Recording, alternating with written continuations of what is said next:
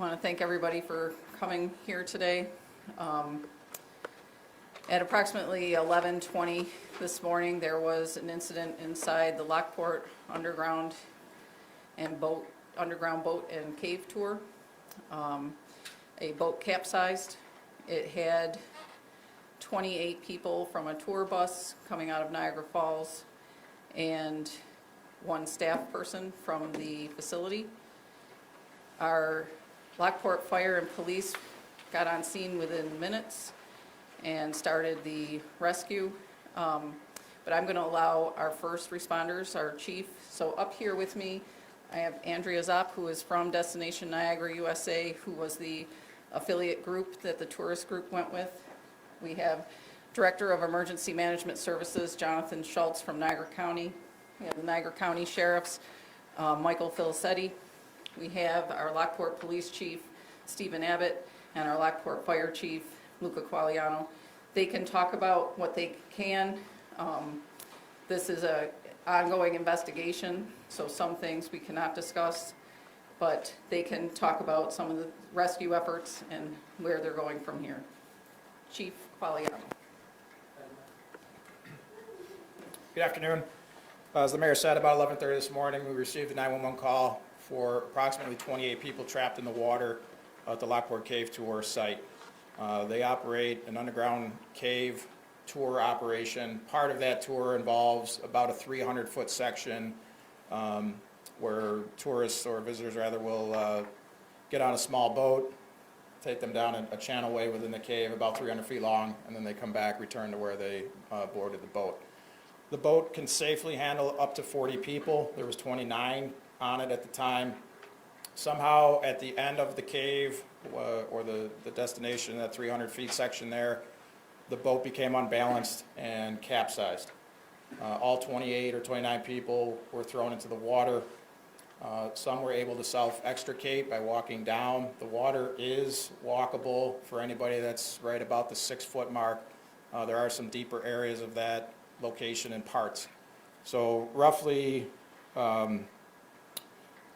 16 people were rescued by fire and EMS personnel.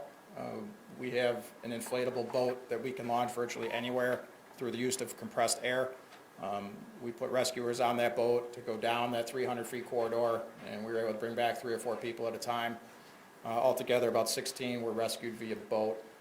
Everybody else was able to walk that corridor back to the original launch spot. We also had a joint location where we breached the wall from the outside of the cave tour. On the canal side, there is an area that underwent some construction years back. Portions of that wall are more of a facade than a structural bearing wall, so we were able to breach that with heavy equipment and rescue some people that way. Unfortunately, we did have one fatality in the incident. It is believed for a time that he was initially stuck underneath the capsized boat, and it did take some time to get him recovered and back to a safe location. Unfortunately, he had succumbed to his injuries. Rescuers only received one minor injury. We had 11 people total taken to area hospitals for minor injuries, the worst of which we believe is about a broken arm and a possible head injury. But all other survivors of the incident were relatively minor injuries. We had upwards of 10 or 11 mutual aid agencies from across the county come in to assist us. A technical rescue team was in from the county to help us with that wall breach. Niagara County dive team was notified to try to initially get to that last victim. I believe they may still be on site now to try and recover that boat and get some more data on what exactly happened there. But otherwise, no rescuers were injured, and it was a relatively safe operation once it got underway. Took a minute to find the initial access points where the victims were and what exactly had occurred, what resources we would need, et cetera. But once the operation ramped up, everybody did what they had to do, and we completed the evolution relatively well and effectively. So, any questions? I've been on the boat before. Was there a reason why it was capsized, why it became unstable, you said? That's what we're trying to ascertain right now. So law enforcement is working to get that boat to a safer location and interview people that were on it and come to some type of conclusion, but I'll let the police chief speak more to that.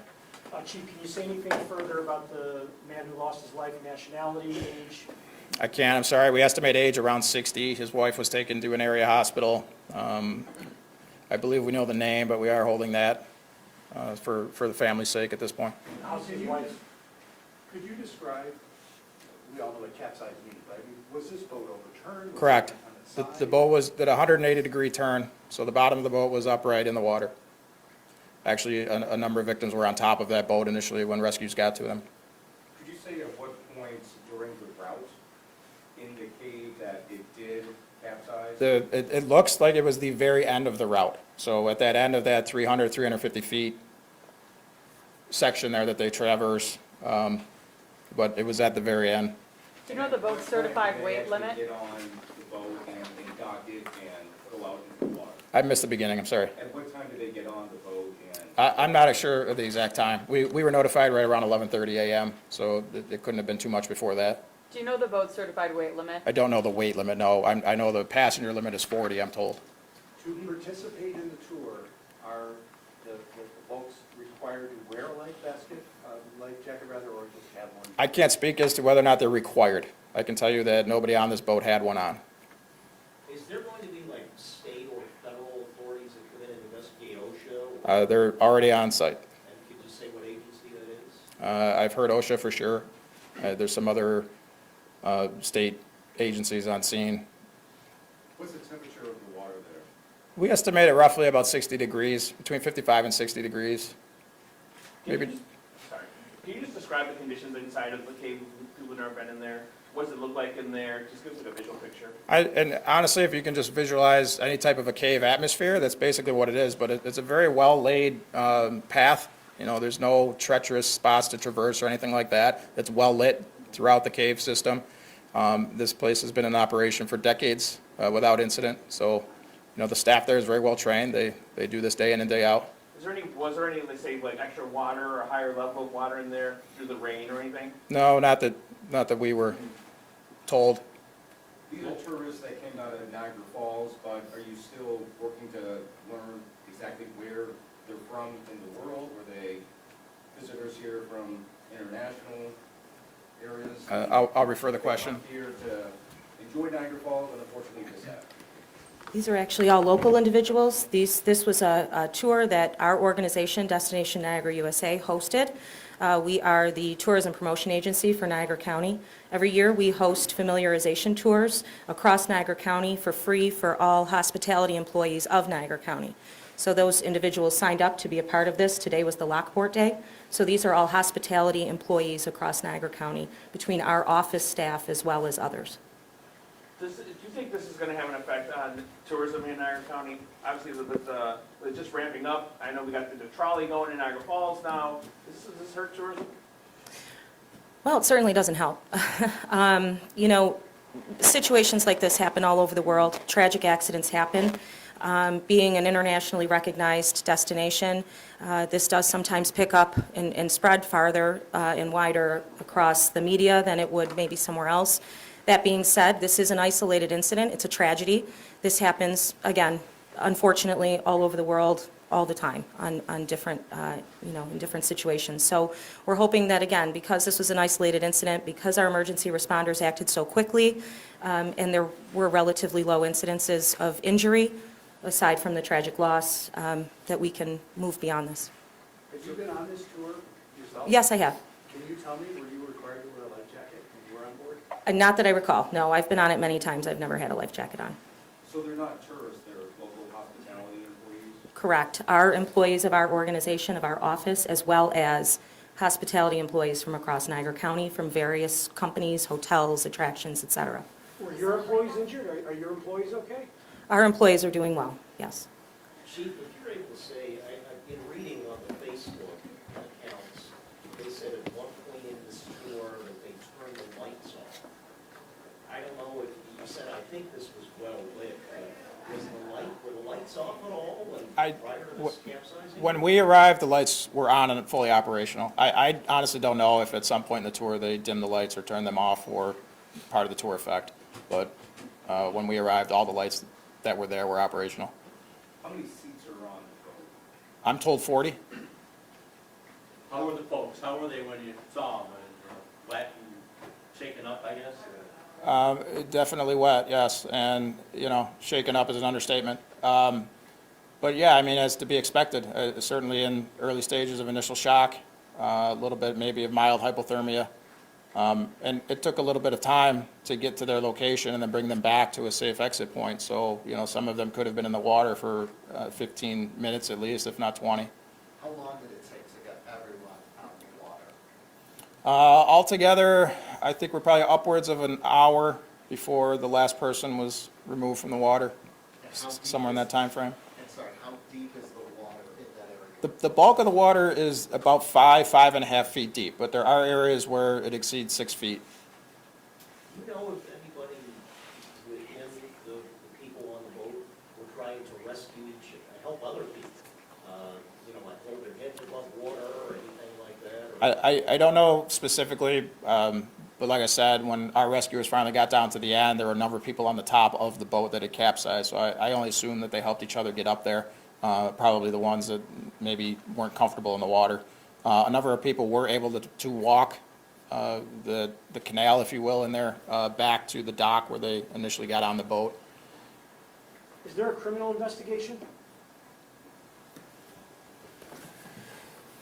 So at this time, we are considering it a crime scene until further notice. We've secured the area.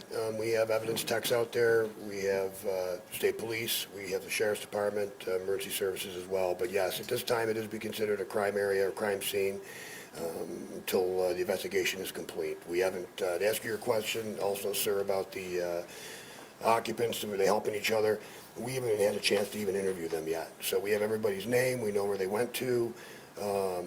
And as far as the gentleman who has passed, we're not releasing that name at this time because the wife has not been notified yet in regards to that. We're working on that as well at this time. But to answer your original question, yes, sir, it is an open investigation right now. And unfortunately, I can't give you much more. A lot of the questions that you're asking are the same questions that we have as well. Documentation on, how many people are on the boat, what's the weight capacity, things like that. OSHA is involved. NTSB also has been notified as well. So it's going to be a joint investigation in regards to our department, sheriff, state police are involved as well. So a joint investigation, but not a crime scene at the moment? Well, we're considering it a crime scene. We have one. I misunderstood you. We're considering it a crime scene. So we have one individual who's passed, and we have a whole lot of questions that need to be answered. So until we have the district attorney's office involved as well. So whether or not that leads to charges in the future, I do not know. But as of right now, we're treating it as a crime scene. Does that particular boat have to be inspected? And when was the last time such inspection was done? And that's a very good question, and that's one of the ones that we're looking for the answer for as well. Because technically it's private property, however, he's operating a business. But right now, at this point, I can't answer that question because we're still trying to find that answer ourselves. Does the Coast Guard have any kind of hierarchy? No, it's not any sort of waterway where they would have, because once again, it's not even the canalway. It's technically private property off the park, unfortunately. So it changes the entities that are involved. If it was on the canal, if it was in the lake or the river, et cetera, there would need to be a licensed captain, operating. Is that the case in this? Once again, I don't have the answer to that question. It's private property business, so like I said, we're looking into that right now. And, if there's, issues that we have to address, we will certainly address them. I mean, it's unfortunate, but, at this time, the fire department did a fantastic job. Our people did a fantastic job. We pulled 7 people out of a hole about this big that we used a sledgehammer for about midway down.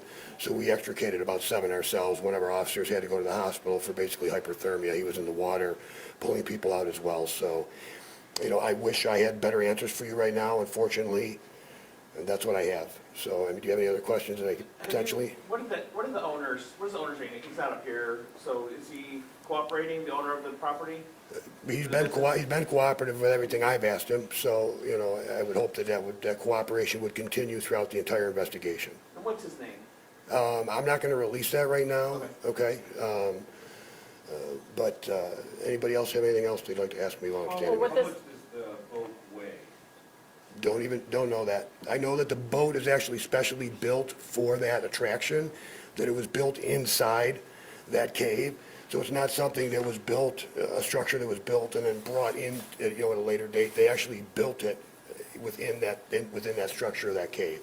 And any idea in terms of the victim who lost his life, how long was he essentially trapped under the boat? I would have to assume from the point that we got the initial calls around 11:30, as Chief Qualiana said. So I don't believe we had confirmation of his passing for probably about an hour. So, I didn't actually see the boat myself because I was on the outside, but at least an hour, I would say, he was under that boat. With this under investigation, I'm assuming that this business won't be open for, the next several days, weeks, months? Do we have an idea there? No idea. I mean, we're going to hold the scene. I've got officers posted at every entrance and exit there at that point. Once the investigators and the district attorney's office are satisfied that we've collected every bit of potential evidence that is there or not there, then at that point, it'll be, somebody else's determination will release the scene, and then there'll be, There's one other question about the boat itself. Is Yeah. it a free-floating boat? It sounds more like it's an attraction ride than a boat. I mean, is it My understanding is very similar to a pontoon boat. Yeah, it's just a flat bottom boat that has several rows, and there may be 4 across. People would sit 4 across in each row. not tethered to? Not tethered, it's under power by an electric trolling motor. Thank you. So the rest of John, should can there you be any tell other? us what the relationship between the cave and the boat is? I mean, how tight is the cave to the boat? You probably have 2 feet, 2 to 3 feet on either side of the boat. Sorry.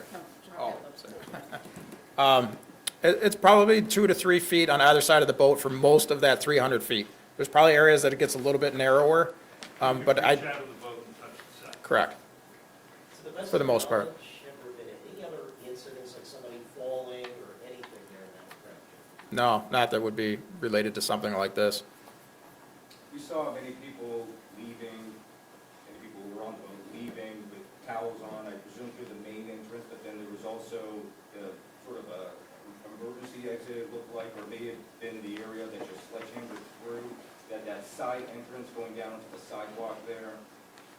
Was that a emergency exit, would you say, or did you create that hole? If you saw the actual hole in what would have been the cemented area or the actual masonry wall, then that was the hole we made. But further down from that, there's a staired entrance that goes about halfway up the canal side, if you will, or the side wall of the canal. That's that's considered the emergency exit. So the cave, that's where we took anybody out that was rescued, and then they were brought up to the top where the main building is for the triage area for initial EMS treatment and transport to the hospital if needed. The building the building that they have people come and get their tickets and they start setting up the tour group, that is not where the cave is on the street. They have to walk down along the canal, they do a little tour of the locks and everything, and then they have them go and do the boat tour. It's just one part of their whole tour, but you wouldn't have seen it, there's no sidewalk to the opening and stuff, so I'm not sure what, you saw people coming and going, but I think you saw them coming and going from the main building where people start and end their tour. Mayor Robin, while you're up there, this is obviously, it's a big deal for the city of Lockport to have even this attraction itself. I guess what do you have for people who may be now leery about coming out to Lockport to come check out this attraction? It's been an attraction since the 70s without incident. They are going to do a full and thorough investigation. If it is unsafe, then it will not be running. But like I said, that's only one part of their facility. If they stop doing that little section, they can still do their tour of the locks and some other things. He also does the Niagara Zipper, which is out going over the canal with a zip line.